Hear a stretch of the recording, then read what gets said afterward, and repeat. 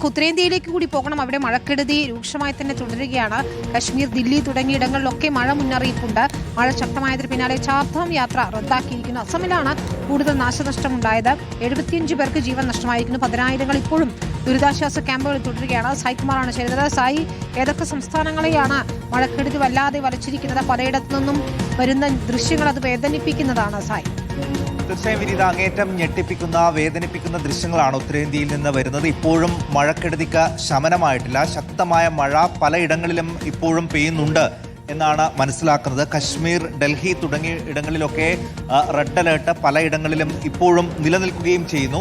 അസമിലാണ് ഏറ്റവും കൂടുതൽ മഴക്കെടുതി ഉണ്ടായത്. ഇതുവരെ ലഭിച്ച വിവരങ്ങൾ പ്രകാരം 75-ലധികം പേർക്ക് ജീവൻ നഷ്ടപ്പെട്ടിട്ടുണ്ട്. അതോടൊപ്പം തന്നെ 10,000-കണക്കിന് ആളുകൾ പലയിടങ്ങളിലായുള്ള ദുരിതാശ്വാസ ക്യാമ്പുകളിൽ ഇപ്പോൾ കഴിയുകയാണ്. വടക്കൻ മേഖലയിൽ മെഡിറ്ററേനിയൻ കാറ്റ് മൂലമുണ്ടാകുന്ന വെസ്റ്റേൺ ഡിസ്റ്റർബൻസ് ആണ് ഇപ്പോഴത്തെ ഈ ഒരു കനത്ത മഴയ്ക്ക് കാരണം എന്നാണ് കാലാവസ്ഥാ നിരീക്ഷണ കേന്ദ്രം അറിയുന്നത്. കിഴക്ക് മധ്യമേഖല, ബംഗാൾ ഉൾക്കടൽ, ഒപ്പം ഒഡീഷ, ഛത്തീസ്ഗഡ് സംസ്ഥാനങ്ങളിലൊക്കെ ഇപ്പോഴും മഴ മുന്നറിയിപ്പുണ്ട്. ഒഡീഷയിൽ മാത്രം 1,25,000-ലധികം പേരെ മാറ്റിപ്പാർപ്പിച്ചിട്ടുണ്ട്.